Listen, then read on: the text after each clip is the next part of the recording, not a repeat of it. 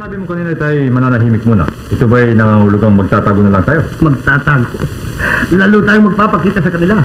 Eh di madali tayo magsusubaybayan. Eh ano? Sa panahon namang yun hindi tayo magpapasok ng kontrabando. Wala tayong gagawin kundi mag-light lab. Kamusta mga kaibigan? Sa episode na ito, samahan niyo akong balikan ang makulay na buhay ng isa sa pinaka-popular at respetadong aktor sa kasaysayan ng pelikulang Pilipino, si Jaime de la Rosa. Isang alamat ng pinilakang tabing, simbolo ng kahusayan sa pag-arte, at isa sa mga unang matinee idols ng kanyang panahon. Halina at kilalanin natin siya dito sa Pinoy Wisdom.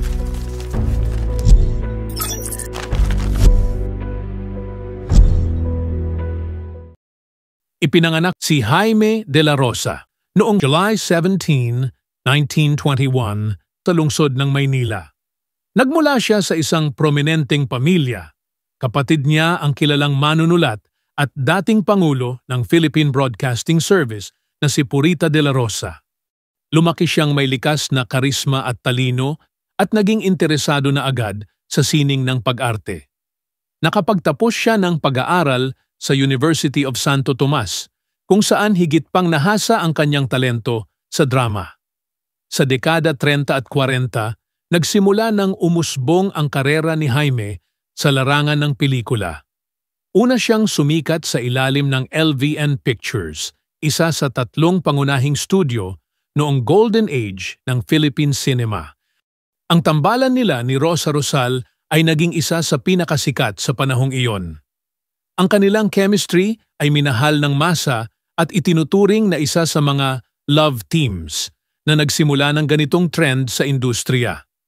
Isa sa kanilang pinakasikat na pelikula ay Prinsipe Amante, kung saan lalong tumibay ang kanyang reputasyon bilang isang romantic leading man. Noong dekada 50 at 60, kinilala si Jaime hindi lamang bilang heartthrob, kundi bilang isang aktor na may lalim at kalidad ang pagganap. Ilan sa mga obra niya ay Anak Dalita, 1956 ni Lamberto Avellana. Isang pelikulang kinilala hindi lang sa Pilipinas kundi sa internasyonal. Dito mas lumutang ang kanyang kakayahan sa pagganap ng mas seryosong papel. Sa gitna ng kanyang kasikatan, naglakas loob siyang sumubok sa politika at panandali ang naging konsehal sa kanilang lungsod, ngunit mas piniling bumalik sa kanyang unang pag-ibig, ang pag-arte.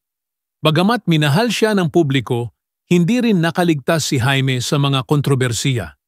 Isa sa mga pinaka-pinag-usapan ay ang kanyang pansamantalang pagkawala sa eksena. Noong kalagitnaan ng 60s, may mga bali-balita ng personal na alitan sa mga kapwa-artista, pati na rin ang mga issue sa pamumuhay sa labas ng kamera. Gayunpaman, nanatili siyang tahimik at hindi pinatulan ang mga intriga. Sa halip, nag-focus siya sa mga piling proyekto na may artistikong halaga, gaya ng mga pelikulang may temang makabayan at moralidad. Sa kanyang pagbabalik noong huling bahagi ng 70s, ginampanan niya ang mga papel bilang ama, hukom at guro, mga papel na akma sa kanyang edad at dignidad. Muli siyang pinuri sa mga pelikula gaya ng Makapiling Kang Muli at 3 Taong Walang Diyos. Ngunit hindi na rin nagtagal at unti-unting bumagal ang kanyang karera.